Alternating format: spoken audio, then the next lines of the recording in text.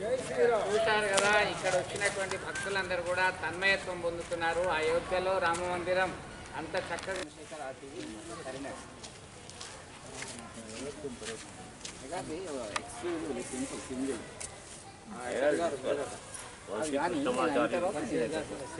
లోపల మెరుగు 010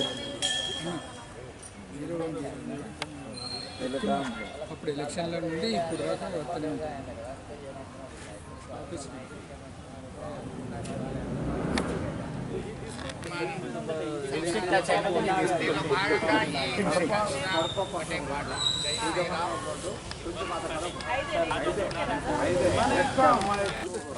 చాలా బాగా జై శ్రీరామ్, జై శ్రీరామ్, జై శ్రీరామ్, జై శ్రీరామ్, జై శ్రీరామ్. మనం రాముని బాణ ప్రతిష్ట, రాముని విశిష్టత రాయని నమోస్తుతే. శ్రీరామ రామ రామేతి రమే రామే మనోరమే సహస్రనామ తత్తుల్యం రామనామ వరాననే. రామనామం అనేదే వరం. అది ఎవరు పఠించినా, అది హనుమంతుడు కావచ్చు, వాల్మీకం అంటే ఒక పుట్టలో ఉన్నటువంటి ఒక ఋషి, ఏదైతే ఒక బోయవాడు రాముని చరిత్రను తెలుసుకోవడానికి ఆ రామనామాన్ని నారదుడు ఇచ్చినటువంటి ఆ రామనామాన్ని పఠిస్తూ, శ్రీరామనామాన్ని పఠిస్తూ వాల్మీకంలో నుండి వాల్మీకి మహర్షి వచ్చినట్టు, వాల్మీకి నుండి పుట్ట నుండి వచ్చిన మహర్షి కోయవాడైనటువంటి ఈ వాల్మీకి మహర్షి రాసినటువంటి రామాయణంలో రాముని నామమే చాలా పవిత్రమైనది. మనం ఎప్పుడు చూసుకున్నా కూడా రాముని గురించి మాట్లాడాలంటేనే తన్మయత్వం వస్తుంది. ఎందుకంటే ఒక సోదరుణ్ణి పోల్చాలంటే రాముని లాంటి అన్న ఉండాలంటారు, ఒక భర్తను చూడాలంటే రాముని లాంటి భర్త రావాలంటారు, ఒక కొడుకును చూడాలంటే రాముని లాంటి కొడుకే కావాలంటాడు, అదే ఒక రాజును చూడాలంటే రామరాజ్యమే కావాలంటారు. అంటే రాముడు ధర్మానికి ప్రతీక కాదు, రాముడే ధర్మము. రాముడు ఏది చేస్తే అదే ధర్మం. అంత పరమ పవిత్రమైనటువంటి ఆ రామనామానికే అంత శక్తి ఉన్నది. రాముని యొక్క పవిత్రతను పురస్కరించుకొని ఇప్పుడు అయోధ్యలో రామ మందిరాన్ని కట్టడం జరుగుతుంది. బాలరాముని ప్రతిష్టాపన జరుగుతుంది. రాముడు అయోధ్యకు చేరినప్పుడు దీపాలతో, దీపావళి పూజ మనం అందుకే చేసుకుంటాం, దీపాలతో అందరూ స్వాగతం పలికారు. మళ్ళీ ఇన్ని వందల సంవత్సరాలతో తర్వాత రాముడు మరలా అయోధ్యకు చేరుతున్నాడు. అయోధ్యలో ప్రతిష్టాపన జరుగుతుంది. అందుకే ప్రతి ఇంట్లో కూడా 5 దీపాలను ముగ్గు వేసి ఆ రాముణ్ణి పూజిస్తూ రాముడు ప్రతి ఇంటికి రావాలని కోరుకుంటూ ఆ రాముణ్ణి ప్రతిష్ఠించడం జరుగుతుంది.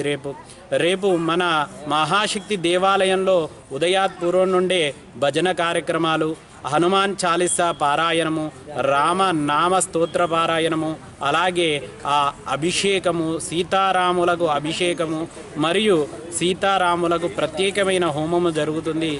రాముని యొక్క నామ ప్రభావము చేత చాలామంది తరించారు. అంటే ఎట్లాంటి ఫలితాలు వస్తాయి రామనామాన్ని జపిస్తే? అనేక శక్తి ఉంటుంది, ఎందుకంటే ఒక్కొక్క దేవునికి ఒక్కొక్క రకమైనటువంటి విశిష్టత.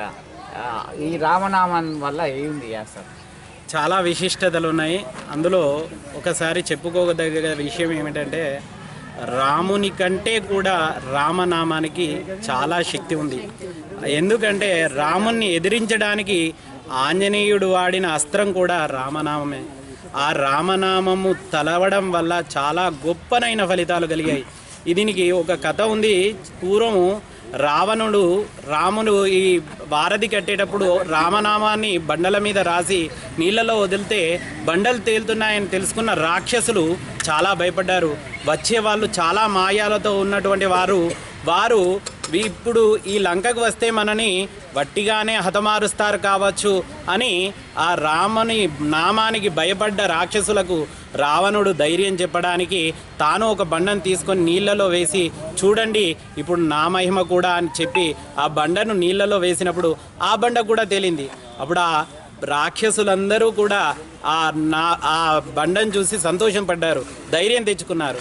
కానీ ఆ తదనంతరం అందరూ ఆ విభీషణుడు అలాంటి వాళ్ళందరూ కూడా తెలిసిన విషయం ఏంటంటే, ఎందుకు ఈ రాయి తేలిందని రావణుని అడగగా అప్పుడు చెప్పాడు, రావణుడే అన్నాడు, నీకు రామనామం మీద ప్రమాణం చేసి చెప్తున్నాను, రామనామానికి శక్తి ఉంటే ఈ బండ తేలుతుందని. అది రావణుడు వేసినా కూడా ఆ బండ తేలింది. అంటే రామనామానికి అంత శక్తి ఉంది.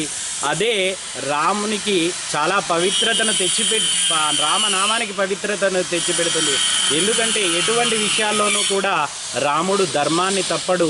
ఆ విషయాన్ని ఆ లంకాధిపతి కూడా చెప్పాడు.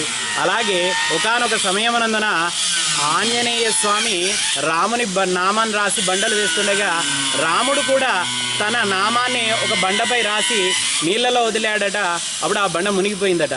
అప్పుడు ఆంజనేయుడు చూసి నవ్వాడట. చూసి నవ్వుతే అన్నాడు, ఇది ఎందుకు జరిగింది ఇలా అంటే, ఎవరైతే రాముని నామాన్ని పట్టుకుంటారో వారు సముద్రాన్ని దాటగలరు. ఎవరైతే రాముడు వదిలిపెట్టాడో వాడు జీవితంలో పైకి రాడు, మునిగిపోతూనే ఉంటాడు. అలాగే ఆ రామనామానికి రాముణ్ణి వదిలిపెట్టడం వల్ల జీవితంలో ఎవరు పైకి రారు.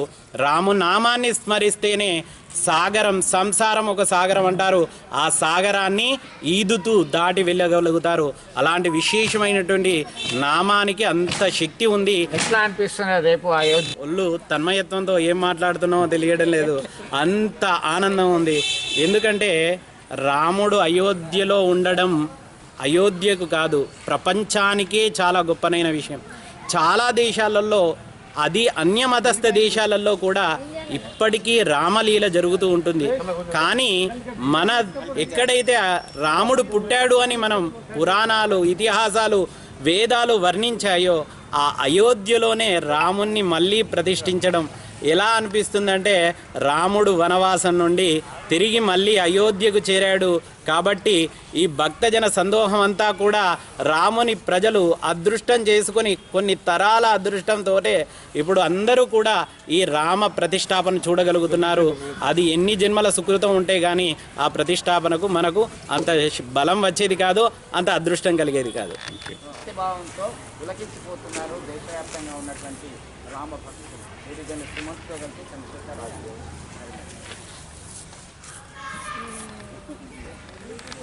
మనం దాదాపు 480 నుండి 500 సంవత్సరాల నుండి వెయిట్ చేస్తున్నాం. అయోధ్య రామ జన్మభూమిలో మనం అయోధ్య రాముని మందిరం కట్టుకోవాలని 500 సంవత్సరాల నుండి ఎదురు చూస్తున్నాం. ఆ సమయం ఇప్పుడు ఆసన్నమైంది.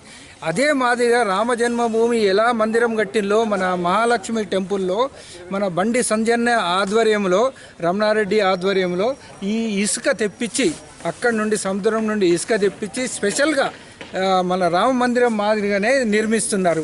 ఇదే జన్మభూమి రామ మందిరం లాగానే ఉన్నది. అయోధ్యలో ఎట్లా ఉందో సేమ్ అదే ఫీలింగు, చూస్తే అదే ఫీలింగ్గా వస్తున్నది. కాబట్టి ఇది మన పూర్వజన్మ సుకృతంగా భావించి ఇక్కడ మహాలక్ష్మి టెంపుల్ అవడానికి ప్లస్ అయోధ్య రామ మందిరం వచ్చడానికి మనం ఎంతో పూర్వజన్మ సుకృతంగా భావించి కాబట్టి అన్ని జన్మలు మన పావనమైంది. కాబట్టి జై శ్రీరామ్ అని మనం 22 రేపు సాయంత్రం 5 గంటలు ప్రతి ఇంటిలో మినిమం 5 దీపాల కన్నా ఎక్కువనే పెట్టాలి, కానీ తక్కువ పెట్టకూడదు. ఇంటి ముందర కానీ దీపావళి అని రుజువు అయ్యేలాగా మరో దీపావళి వచ్చిందని లాగా ఉండాలి. రేపు 22 తారీఖు సాయంత్రం 5 గంటల నుండి ఇక మనం దీపాలు కార్యక్రమం ఎదురు పెట్టుకోవాలి. జై కైనర్లో విగ్రహాలు తయారు చేస్తుంటాను. ఈ రామ మందిరం నిర్మాణం అయోధ్యలో జరుగుతుంది కాబట్టి దాన్ని ఎవరు చూడలేని పరిస్థితి ఉంది కాబట్టి అక్కడికి వెళ్ళలేని పరిస్థితి వాళ్ళకి ఇక్కడికి వచ్చి ఎలా ఉందో దాన్ని చూడాలన్న ఆలోచనతో దీన్ని నిర్మించడం జరుగుతుంది. ఇది కంప్లీట్గా ఇసుకతోటే, నీళ్లు ఇసుక తప్ప దీనిలో ఎలాంటి వాడకుండా దీన్ని నిర్మాణం చేయడం జరుగుతుంది. ఇది దీనికి బండి సంజయ్ అన్న అన్ని రకాల సహాయ సహకారాలు చేస్తుండే. మేము ఏది అడిగినా అది తీసుకొచ్చి మాకు అన్ని సమకూర్చితేనే ఈరోజు ఈ రకంగా సక్సెస్ అవుతుంది. విగ్రహం ఈరోజు కంప్లీట్ అవుతుంది. రేపు పొద్దున పూజ కార్యక్రమాలు అన్నీ జరుగుతుంటాయి.